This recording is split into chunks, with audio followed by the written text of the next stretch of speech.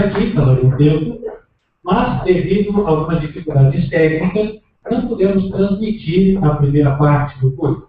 Peço a você que esteja orando, para que em breve nós possamos transmitir o culto completo para você. Amém?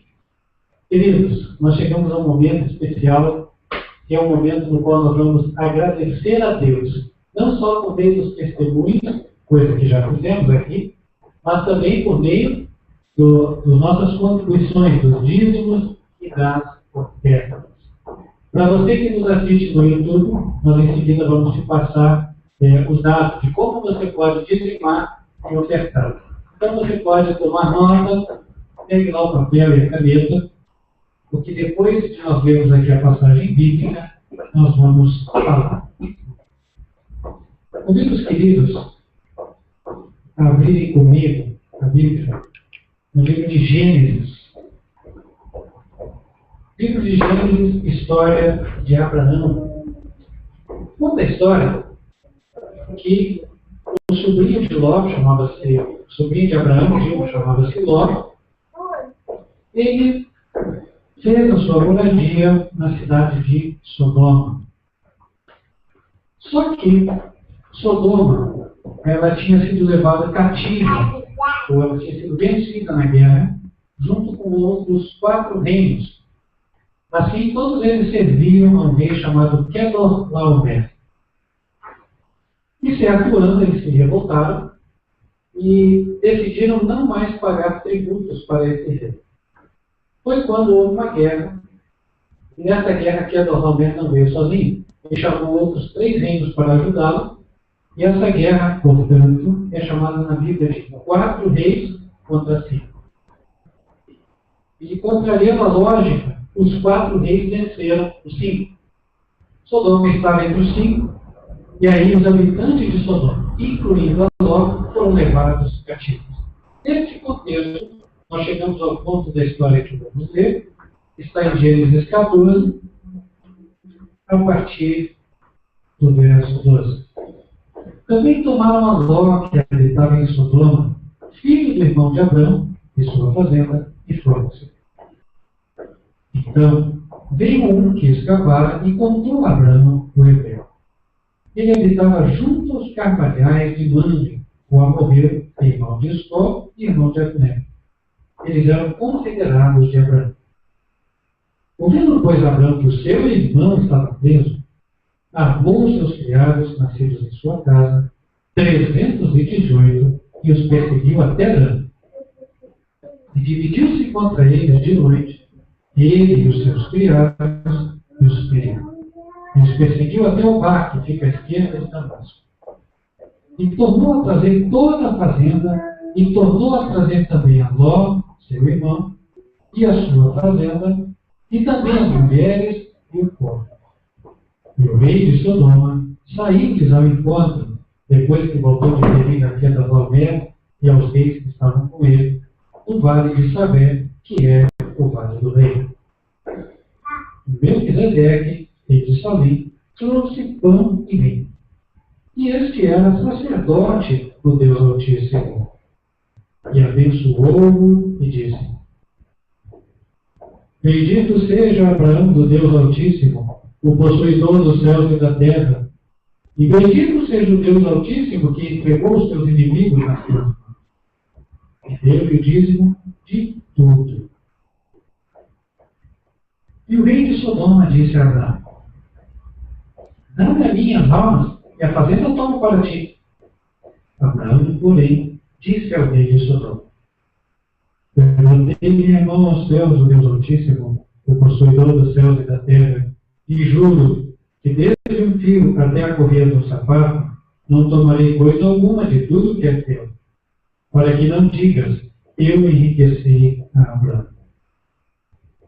Essa história nos traz um ensinamento sobre o significado do dízimo para Deus.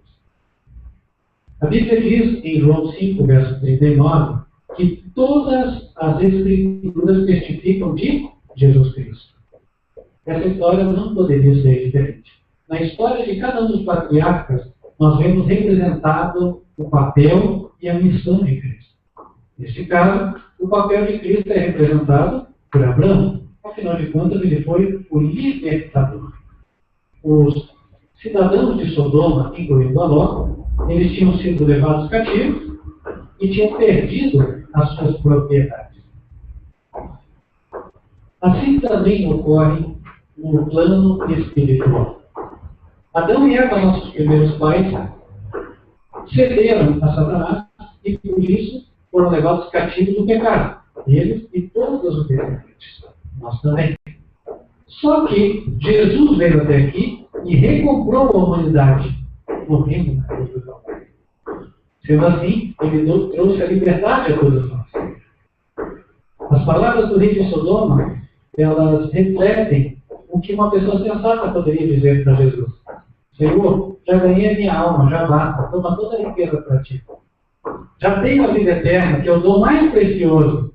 O ouro e a prata é tudo teu. Não é assim?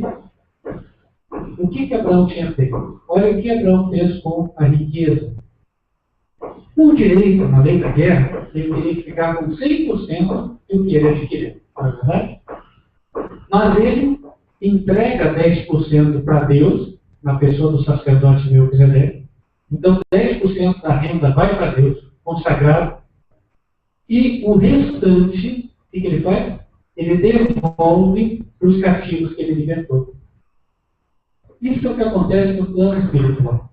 Na cruz do Calvário, Jesus resgatou não só as almas das pessoas, ele resgatou também todo o planeta Terra. Porque Satanás, ele se dizia o príncipe desse mundo, o dono, o dominador, mas ele não era, ele é o usurpador. Então Jesus reconquistou a Terra. Mas ao reconquistá-la, 10% da riqueza já ficou consagrada a quem? A Deus, o seu Pai. Melquisedeque aqui representa Deus o Pai. Como é que nós sabemos? Porque no livro de Hebreus, capítulo 7,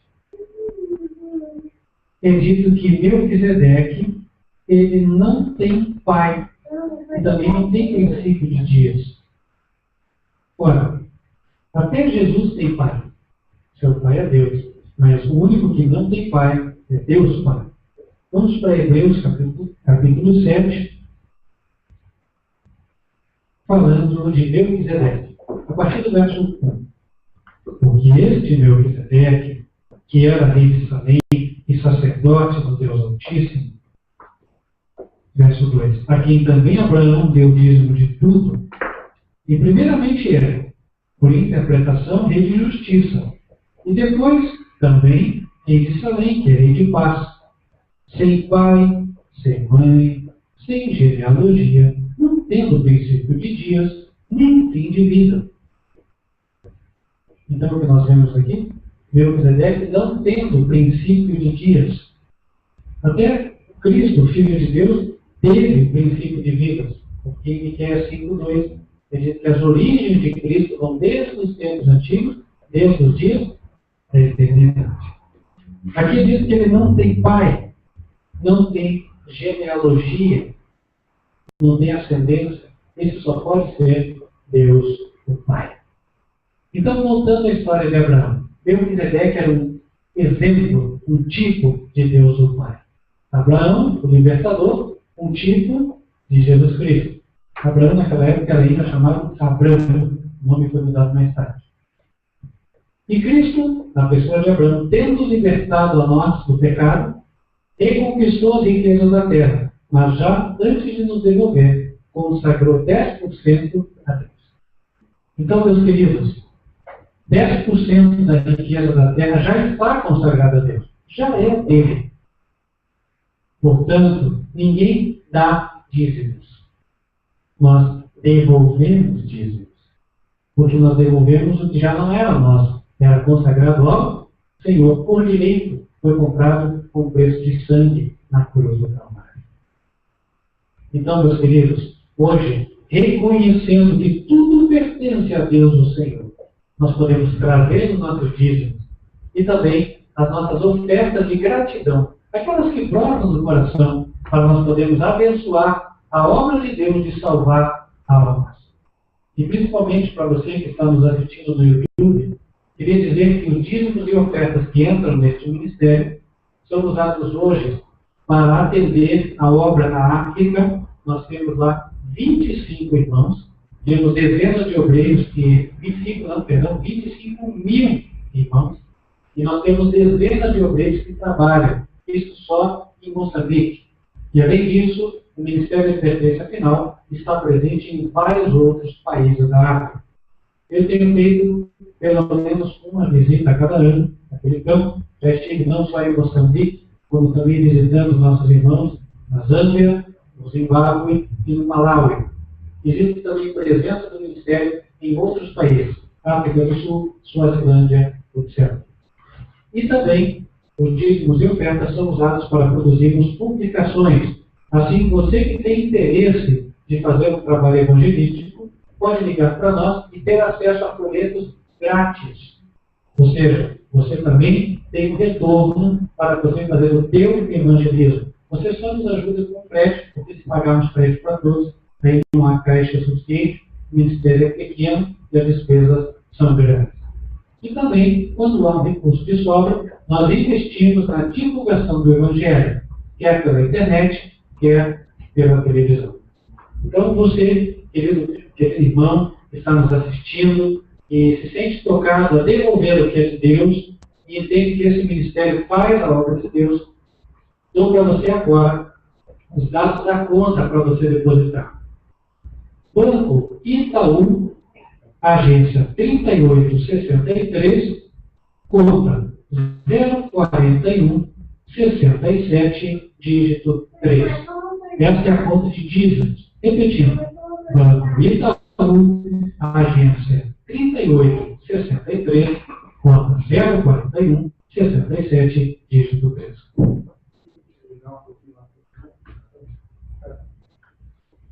Em seguida, a conta para ofertas de gratidão. É Banco Itaú, agência 3863, conta corrente 042 99, dígito 4.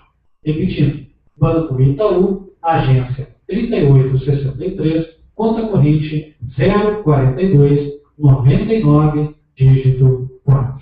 E se você quiser o recibo da sua contribuição, o Ministério dá, nós temos recibos numerados, você entra em contato conosco ou pelo e-mail contato@advertenciafinal.com.br, repetindo, contato@advertenciafinal.com.br, ou então por telefone. Você liga no horário comercial para 0 operadora 41 3625 1155. Repetindo, 0 operadora 41 3625 1155.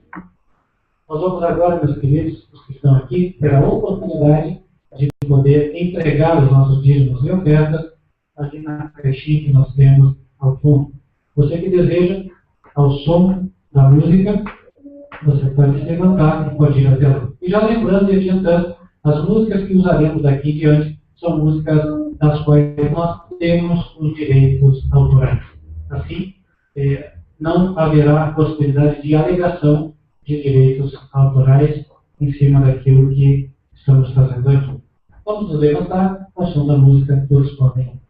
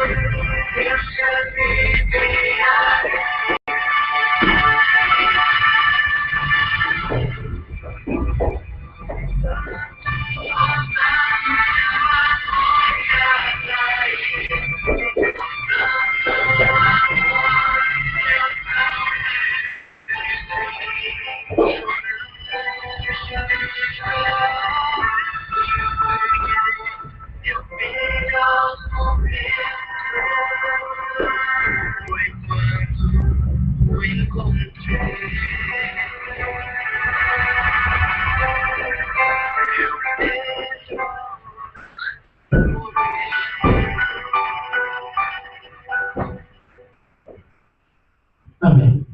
Vamos orar?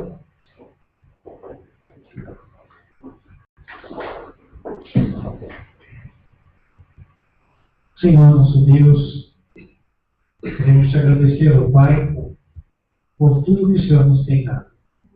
O Senhor tem abençoado a nossa mesa, o Senhor tem abençoado o nosso trabalho, de tal forma que tem havido o que entregar ao Senhor. Também, Senhor, nós queremos te pedir por aqueles que estão com dificuldade, Senhor, nesta área. Aqueles que têm buscado trabalho, Senhor. Aqueles, Senhor, que têm sentido falta nas suas mesas. Que o Senhor possa abrir as portas. Que o Senhor possa abençoar, ó Pai. Para que cada um tenha, Pai, o seu pão e a sua água em casa. Para que cada um tenha o que vestir, Senhor. Nós não pedimos para vivermos com regalia, mas pedimos, Senhor, o suficiente para que não sejamos tentados à cobiça e tentados, Senhor, a buscar pelo próximo. Senhor, e principalmente derrama as bênçãos espirituais sobre todos nós, ó Pai. E as bênçãos materiais também, segundo a tua sabedoria. O Senhor entende que nos deve prosperar, que assim seja, ó Senhor. Agora, se o Senhor entende que devemos ter apenas o suficiente para sermos obedientes a Ti, que assim também seja. Mas que de nenhuma maneira, ó Pai, haja falta em nossos cedeiros. Que rogamos estas bênçãos sobre os que estão aqui, sobre os que estão também nesta audiência virtual, nos vendo por meio do canal YouTube. E pedimos estas bênçãos em nome do Senhor Jesus Cristo. E pedimos, ó Pai, que Tu nos venha acompanhar nos momentos que teremos em seguida, nos momentos mais solenes, Senhor, desta cerimônia. Nos momentos de podermos entregar-nos a Ti e também ouvirmos a Tua palavra. Fala a nossos corações, Senhor. Fala aos nossos ouvidos, Senhor. É o que nós te rogamos em nome de Cristo Jesus. Amém.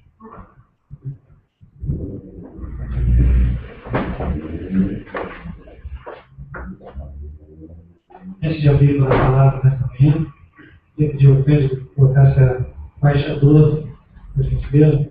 Queria que os irmãos meditassem nesse livro, sei que o culto está sendo diferente hoje, mas aos pouquinhos nós vamos ajustando para podermos atender tanto a nossa igreja local, quanto a nossa igreja virtual que nos assiste das várias partes do mundo.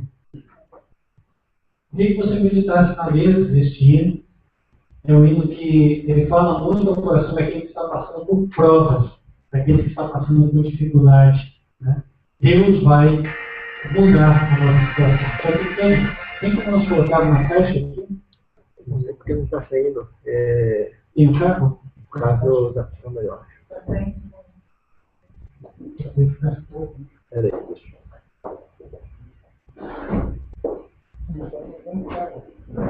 não é que ele... Aí tem... Fala de quê? Não tem aqui, ele está no mesmo lugar agora. É por causa da câmera, que ele está desviando o áudio aqui, entendeu? Ele não está saindo aqui. Aqui já tem áudio. Mas eu não sei se é porque ele está... Eu teria que ver porque ele está desviando o áudio pro notebook, não pro sair daqui.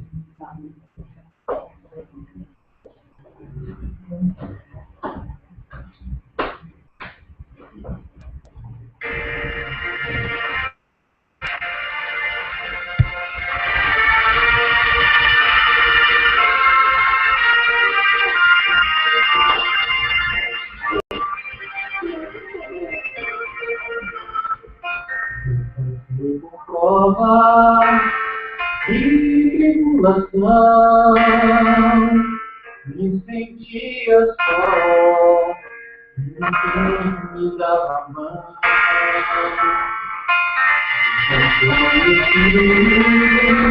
Amor, Senhor Jesus, Ele deu minha vida. Então eu canto, eu sei que tu me darás, eu sei que tu me pagarás, e eu apenas confiar, até que venha me salvar.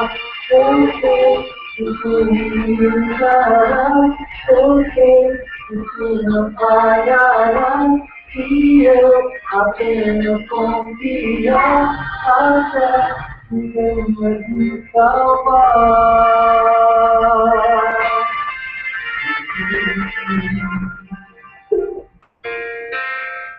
O inimigo vem pra me tentar, pra me angustiar, me desanimar.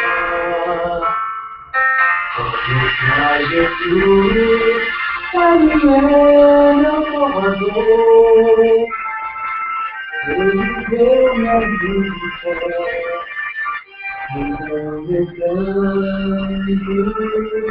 Eu sei que tu me darás, eu sei que tu me pagarás, e eu apenas confiar, até que venha me salvar.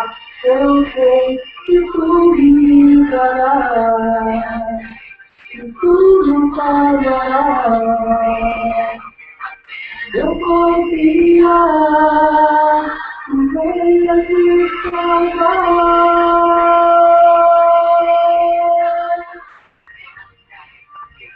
Eu confio no Senhor, venha me salvar.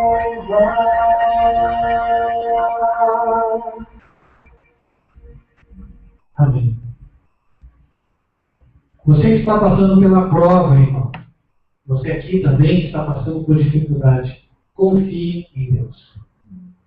Deus está aguardando que você confie até o momento em que Ele decidir te libertar. Não porque Ele tenha prazer no teu sofrimento, mas é porque Ele tem um inimigo. Alguém que o está acusando lá no céu.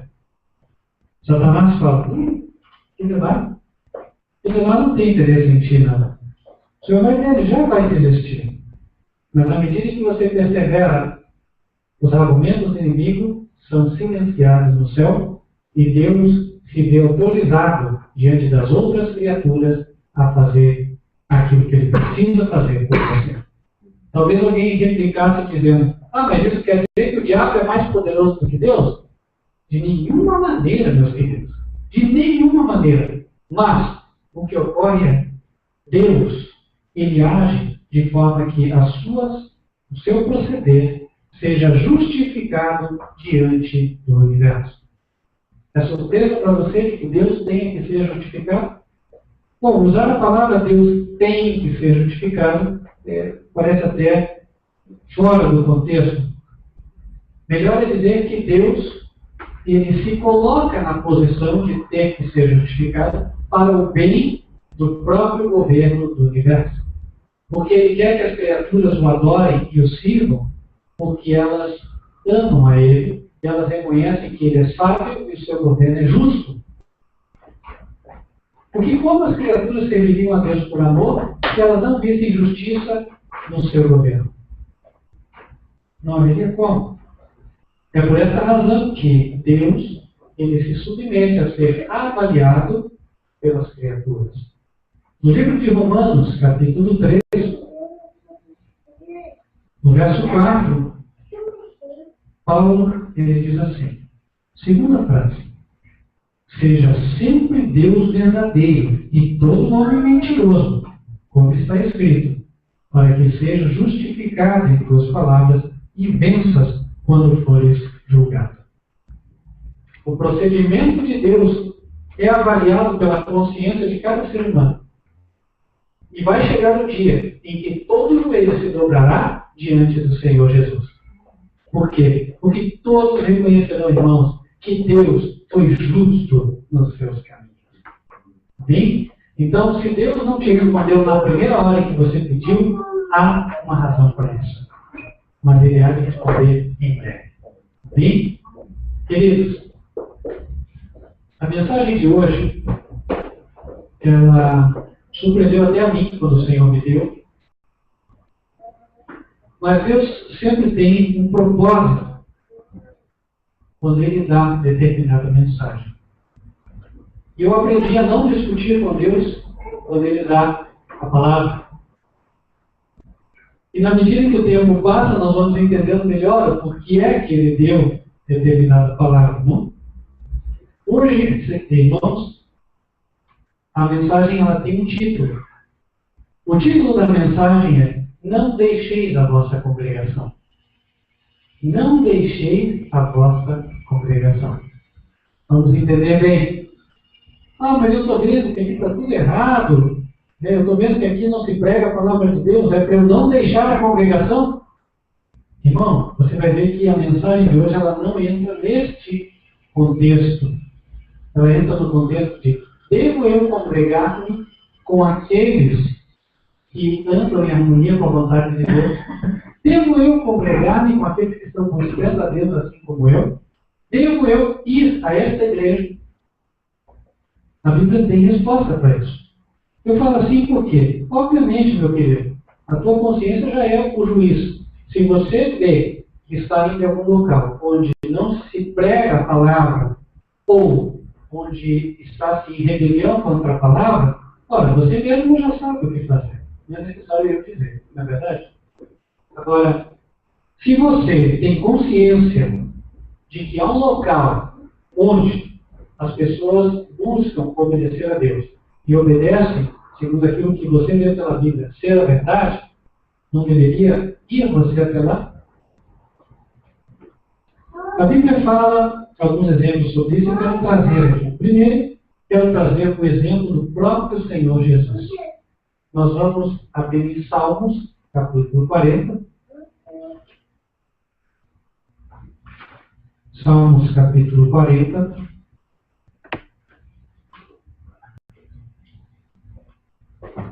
E vamos ler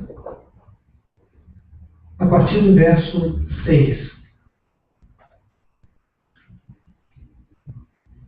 A palavra diz assim: sacrifício e oferta não quiseste, os meus ouvidos abriste.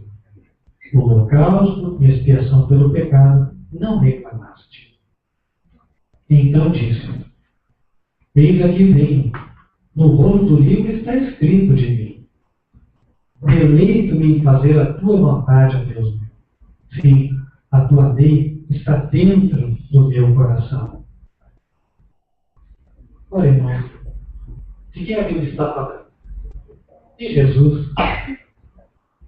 Jesus disse: no rolo do livro está escrito de mim. Se nós abrirmos o Evangelho de João, marque aqui para não perder. Evangelho de João, capítulo 5, verso 39. Nós encontramos as palavras de Jesus que dizem: examinai as Escrituras, porque vós cuidais ter nelas a vida eterna, e são elas que de mim testificam. As Escrituras testificam de Jesus.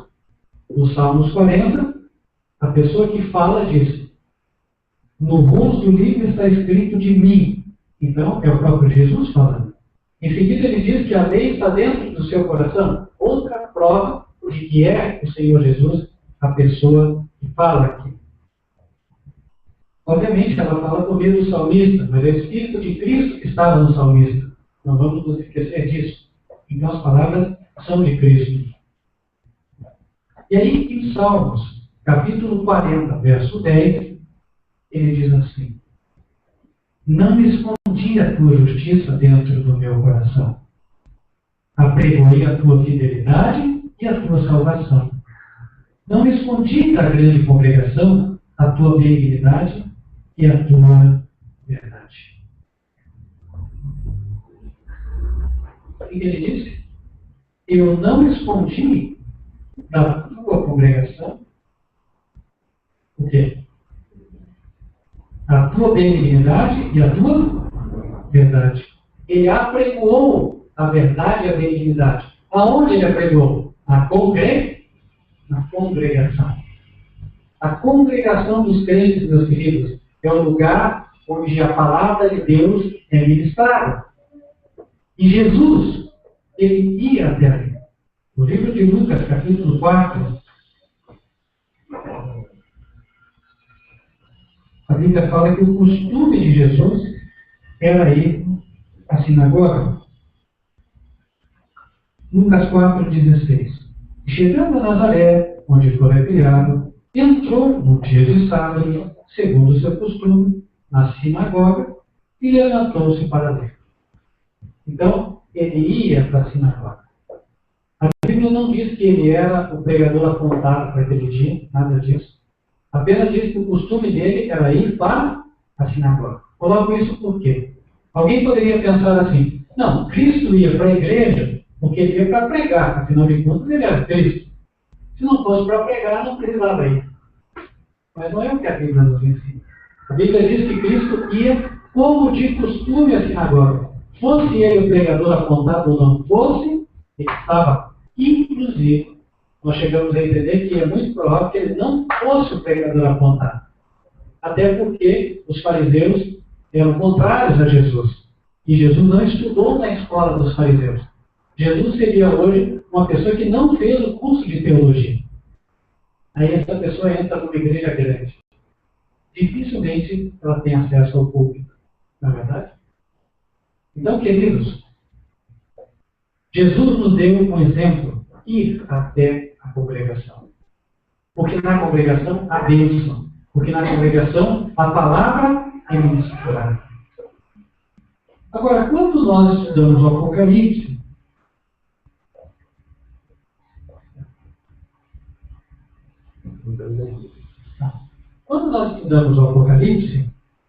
nós vemos que a palavra diz que haverá um povo como uma sobra da igreja. Ou seja, quando nós pensamos em congregação, nós pensamos, a minha igreja que já existe há tantos anos, tantos séculos, etc, etc. Só que lá em Apocalipse 12, verso 17, nós vemos uma coisa aqui. O dragão, Satanás, irou-se contra a mulher e foi fazer guerra ao resto da sua semente, os que guardam os mandamentos de Deus e têm o testemunho de Jesus.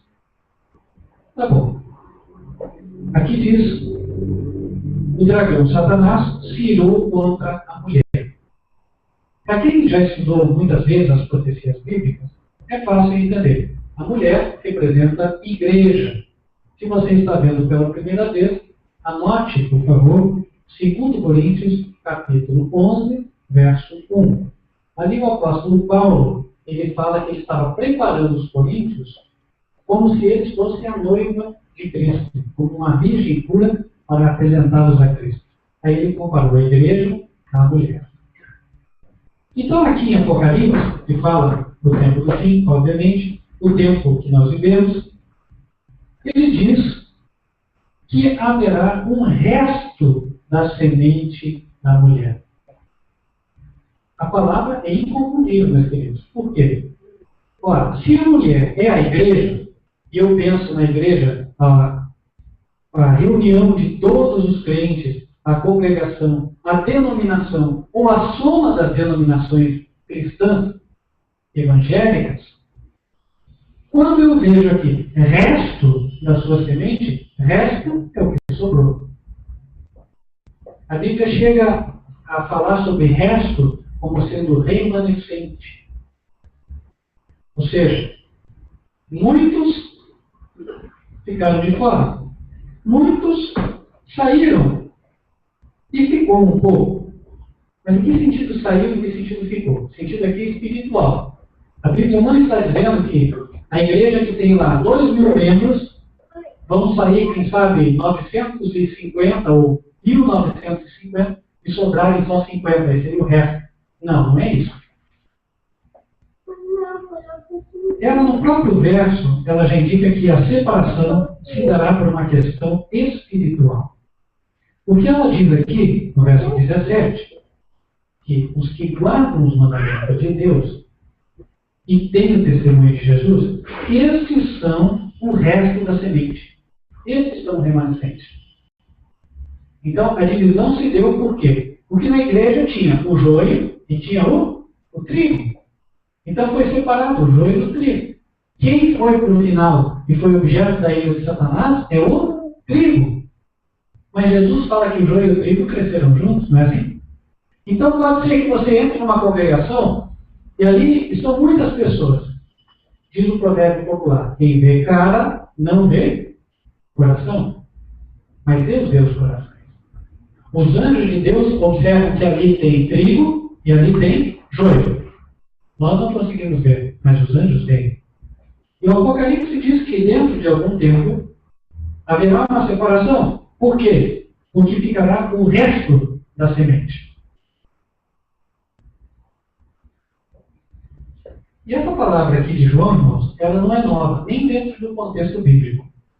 Porque o apóstolo Paulo, quando ele explicava o Evangelho lá na carta aos Romanos, ele também citou uma profecia muito mais antiga, do profeta Isaías, que falava a mesma coisa. Ainda que o número dos filhos de Israel seja como a areia do mar, só o remanescente será salvo. Está lá em Romanos, capítulo 9. E o remanescente é justamente o povo que obedece a Deus. Você vê aqui, os que guardam os mandamentos de Deus. E quais são os mandamentos de Deus? Aqui não tem dúvida. Se fossem os mandamentos de Cristo, nós ainda poderíamos dizer, né? No Novo Testamento, né, aqueles que ele disse, amar a Deus sobre todas as coisas, amar o próximo como a ti mesmo. Mas como ele fala os mandamentos de Deus, aí só nos resta uma coisa para entender. São aqueles que Deus deu lá no Monte Sinai. Mas aquela é a antiga aliança. Meu querido, eu creio na nova aliança. Eu não creio na antiga aliança. Mas a nova aliança é escrever os mesmos antigos mandamentos dentro da mente e do coração do homem. Isso está escrito. Vamos ver. Dá uma olhadinha lá em Hebreus. Hebreus, livro do Novo Testamento, portanto, Nova Aliança. Capítulo 8. A partir do verso 6. Vai falar do ministério sacerdotal de Jesus Cristo. Então ele diz sobre Jesus: mas agora alcançou ele ministério tanto mais excelente, quanto é mediador de melhor conceito, que está confirmado em melhores promessas. Por quê? Se aquele primeiro conceito fora irreversível, nunca se teria buscado lugar para o segundo. Porque, repreendendo-os, diz: eis que virão dias, diz o Senhor, em que com a casa de Israel e com a casa de Judá estabelecerei um novo concerto. Não segundo o concerto que fiz com seus pais no dia em que os tomei pela mão para os tirar da terra do Egito. Como não permaneceram naquele meu concerto, eu para eles não atentei, diz o Senhor. Porque este é o concerto que, depois daqueles dias, farei com a casa de Israel, diz o Senhor. Porei as minhas leis no seu entendimento e em seu coração as escreverei. E eu lhes serei por Deus e eles me serão por povo. Então, o Senhor que dá essas palavras é o Senhor Deus, como nós vemos no final deste verso. Deus disse que faria um novo concerto, uma nova aliança, porque o povo não permaneceu na aliança antiga. E a nova aliança seria justamente o quê? Escrever os 10 mandamentos, a lei de Deus, na mente e no coração do homem. Na prática, o que significa? É Deus falando para você o seguinte: eu posso transformar a tua vida. eu posso mudar você. E eu vou mudar você. Eu estou prometendo. O meu poder é infinito. Eu posso qualquer coisa. Agindo Deus, quem impedirá? E Deus disse, eu farei você ser como Jesus foi. Eu farei você obedecer os meus mandamentos. Você até hoje viu os meus mandamentos e achou que era impossível obedecê-los. Mas você agora recebe a minha promessa. E a minha promessa não falha. O remanescente da igreja, meus queridos, o resto de Apocalipse 12 são as pessoas que creem na promessa de Deus.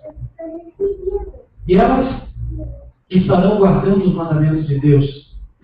E Apocalipse 12, 17 diz que além de guardarem os mandamentos de Deus, elas também vão ter o testemunho de Jesus. E o que é o testemunho de Jesus? Vamos para Apocalipse 19, verso 10. João conta da sua experiência como anjo. Deus anseia seus pés para o adorar. Mas ele disse-me, olha, não faças tal. Sou teu conservo e de teus irmãos que têm o testemunho de Jesus. Adora a Deus, porque o testemunho de Jesus é o espírito de profecia. O povo remanescente de Deus tem o espírito de profecia. Isso significa o quê? Que eles vão ter compreensão das profecias para o tempo do fim. E agora nós entramos no ponto-chave, sem perder o fio da meada, que é a congregação. Veja, o povo remanescente será o povo que é obediente à palavra e que também tem o testemunho de Jesus. Ou seja, ele tem a luz sobre a profecia dos tempos do fim. Aí você começa a estudar, você decide obedecer a Deus, você começa a estudar as profecias e Deus vai te dando entendimento. E aí você se vê separado de outros que antigamente eram os teus irmãos. Por quê? Porque na igreja sempre há joio e há trigo. Então, se você é o trigo, cedo ou tarde você vai ser separado do joio.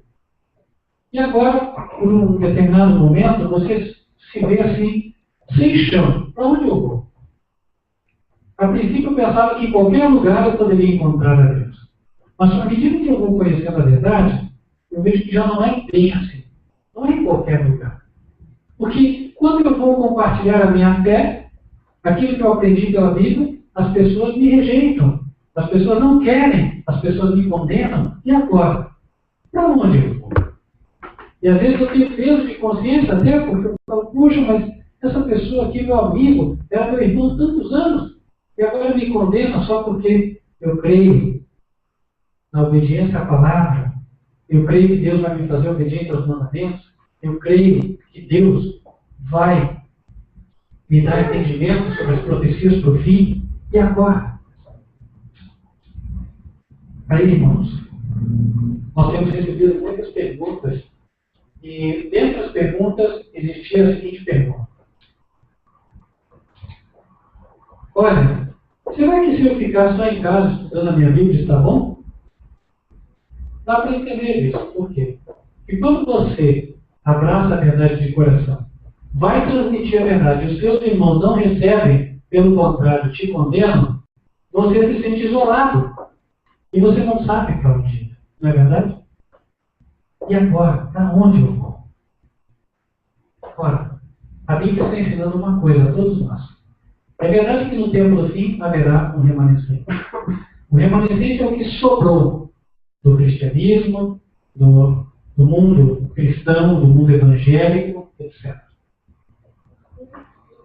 Agora, isso quer dizer que por ser um remanescente, vão ser pessoas separadas, cada um na sua casa, sem congregar? Será que cada um, ao chegar o dia de adorar a Deus, ele vai só cantar sozinho? Ele vai abrir a sua palavra e vai dizer, pronto, já fiz a minha comunhão. Irmão, mas no Salmo 133, a Bíblia diz, Ó, quão bom e agradável é que os irmãos vivam em união. Deus quer que haja um compartilhar. Deus quer que haja uma reunião dos irmãos. Deus quer que haja um espírito de unidade, que eles se congreguem. O apóstolo Paulo, meus queridos, referente a isso, ele deu uma exortação quer dizer um conselho, quase em tom de advertência, que encontra-se em Hebreus, capítulo 10. Hebreus 10, versos 24 e 25.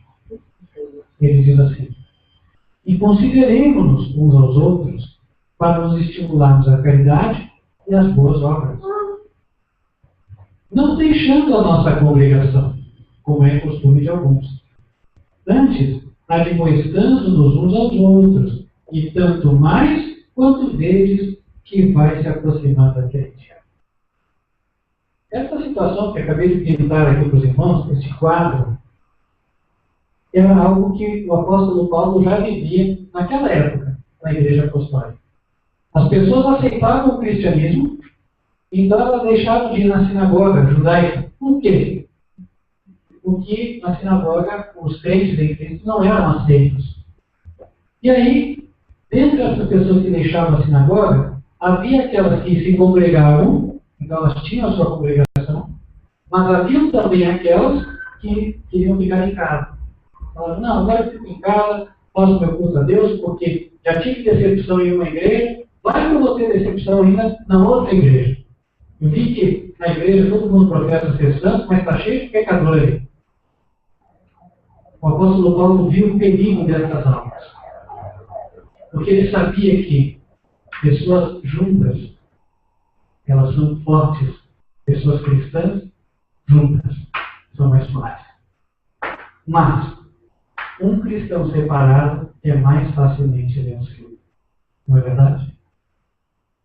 É aquela ideia do carvão dentro da fogueira. Enquanto o carvão está unido a outras brasas, ele está incandescente, quer dizer, ele está vermelho ali, pegando fogo.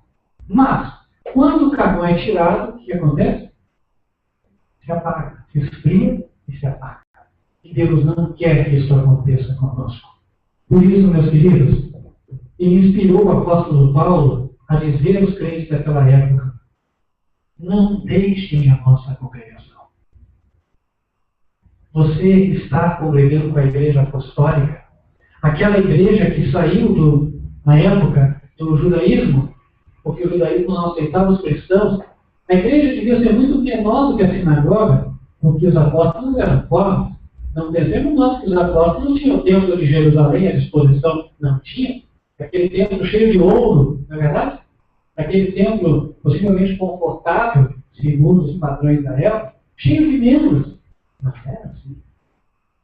Aquele templo com pastores com um alto grau de estudo. Irmãos, a Bíblia diz que os apóstolos e a igreja apostólica era uma seita proscrita. Então, aos olhos do mundo, era vergonhoso estar ao lado deles. Então, as comunicações deles certamente eram muito humildes. Bem humildes. Mas Paulo diz, não é para você se desanimar por isso. Você veio de uma igreja de 2.000 membros, talvez? Agora vai vir para outra de 15? Não há problema. Vá, não deixe a congregação como é costume de alguns. Antes, admoestem-se uns aos outros. Animem-se uns aos outros. Deem palavra de ânimo e digam, irmão, por que você não veio sentindo na tua falta? Vem até aqui, irmão. Vamos estar juntos no próximo culto. Vamos compartilhar.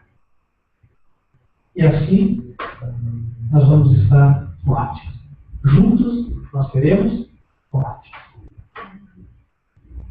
O Senhor Jesus fala que é bom nós irmos à congregação também para louvar ao Senhor.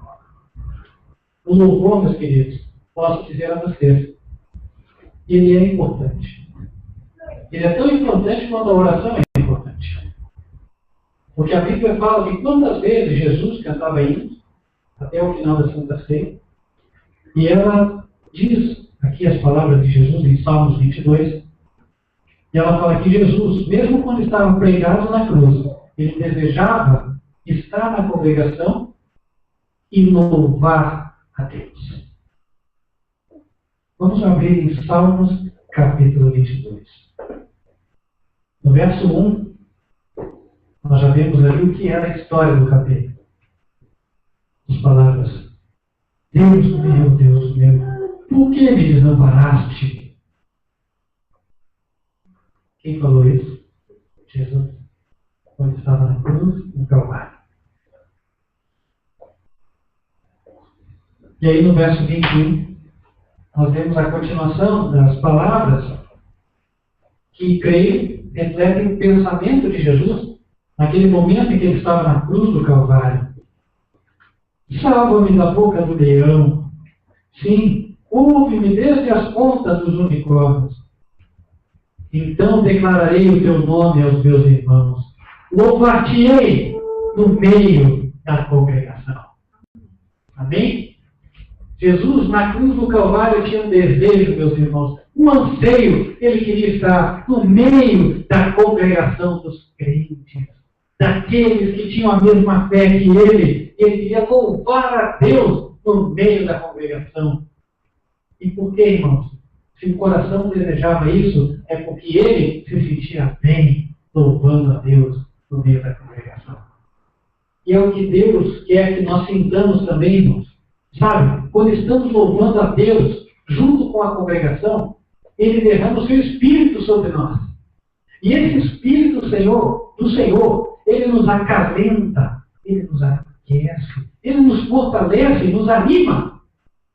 Nós podemos estar com qualquer dificuldade lá fora, mas nós entramos na congregação com a pilha espiritual vazia e saímos da congregação com a pilha espiritual cheia, repleta. Em Salmos, também, no capítulo 26,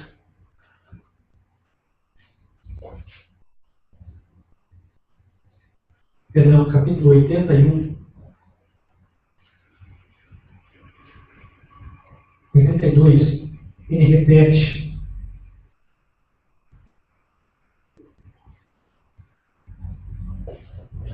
o princípio da necessidade de nós estarmos na congregação. E aqui ele dá uma razão ainda maior, meus queridos. Salmos 82, verso 1. Ele diz assim: Deus está na congregação. Deus está na congregação dos poderosos. Julga no meio dos deuses. Está falando do quê? Falando dos deuses? Quem são os deuses? Que lugar é esse? Verso 6. Eu disse: vós sois deuses, e vós outros sois todos filhos do Altíssimo. Os deuses aqui são os filhos de Deus. Deus está na congregação. Aonde? Aonde os filhos dele se congregam. Aonde os filhos obedientes à palavra se congregam. Deus está. Você está precisando de um encontro com Deus? Venha aonde está a congregação dos seus filhos que lhe obedecem. Venha onde está a congregação dos seus filhos sinceros, dos seus filhos fiéis. Porque Deus está ali. E você terá um encontro com Deus. Quem aqui, meus queridos, gostaria de ter um encontro com Deus? Deixe Deus mãos. Amém. Glória a Deus. Você veio ao lugar certo. Você também que ligou o seu computador para nos assistir aqui. Você que mora muito longe, não pode vir até aqui esse endereço. Você também está no lugar certo, porque espiritualmente você veio até aqui. Você que está em Curitiba, ou região metropolitana, ou pode vir até aqui, venha nos visitar. Venha estar aqui porque Deus está na congregação. O endereço é Rua Tibagi, esquina com Rua Benjamin Constant. Sala 411, sábado às 9 da manhã e quarta às 8 da noite. Queridos, não deixemos a nossa congregação.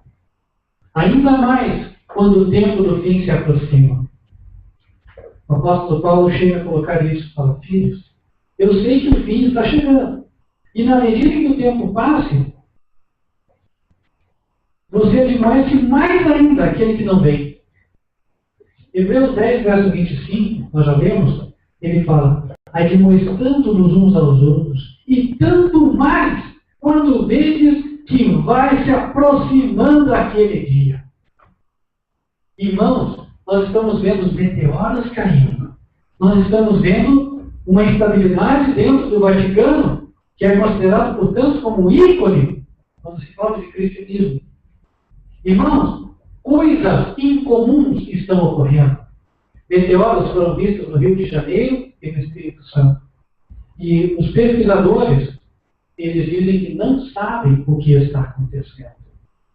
Sinais sobrenaturais, fora da normalidade.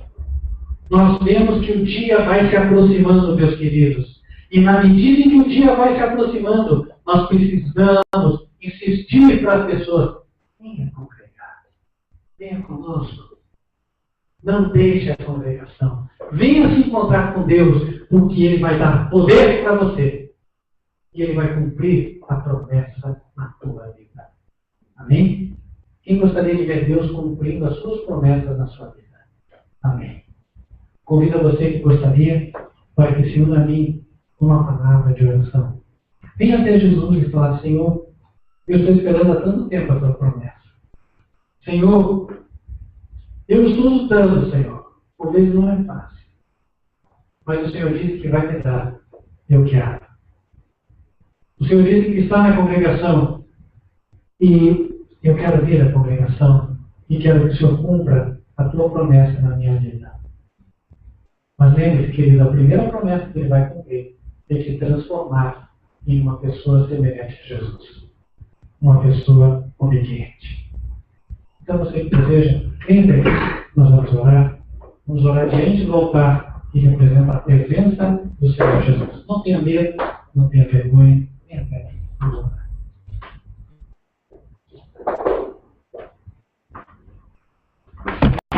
Senhor, nosso grande Deus, nós queremos te agradecer pelas tuas gloriosas promessas, Senhor. Mas, em primeiro lugar, pela promessa que tu fizestes de nos transformar em pessoas santas, em pessoas semelhantes a Jesus, pessoas obedientes, em outras palavras, Senhor, crentes que deem bom testemunho. Senhor, eis-nos aqui. O poder é todo teu. A promessa é tua. Portanto, venha cumpri-la nas nossas vidas, ó Pai. Nós viemos até esta casa de culto, porque o Senhor está aqui. Porque nós queríamos este encontro contigo. Perdoa-nos os nossos pecados, ó Pai. E a partir de hoje, traga-nos sempre, ó Deus, na tua casa de oração. Nós estamos reunidos junto com a congregação, louvando ao Senhor, para que saímos daqui cheios de ti, Senhor, cheios do teu Santo Espírito. Nós te rogamos estas bênçãos, ó Pai. Pedimos as bênçãos sobre todos que aqui estão, fisicamente, sobre todos que nos assistem virtualmente, e, Senhor, sobre todos aqueles que ainda hão de ver este vídeo. Esteja com cada um deles, ó Pai, enchido de bênçãos espirituais, dando força, ânimo para seguir no caminho da obediência a Ti. É o que te rogamos, ó Pai, em nome do Senhor Jesus Cristo. Amém.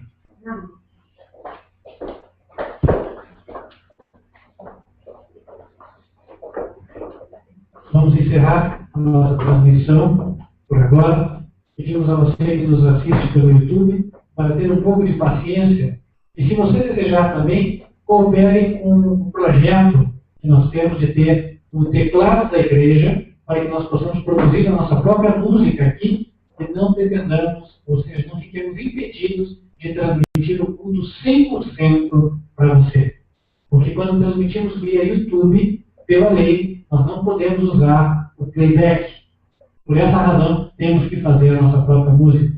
Então, se você se sentir tocado, quiser abençoar, né, mande a sua oferta, através daquela conta que nós já falamos, para que nós possamos ter aqui o teclado, ter uma maneira de poder louvar a Deus. Amém? E eu creio em nome de Jesus que em breve nós teremos aqui o nosso teclado e faremos a música ao vivo. Amém? Deus abençoe grandemente a você que está aí, e nós vamos aqui invocar a bênção do Senhor sobre você, antes de nós concluirmos com os irmãos. Que o Senhor te abençoe e te guarde.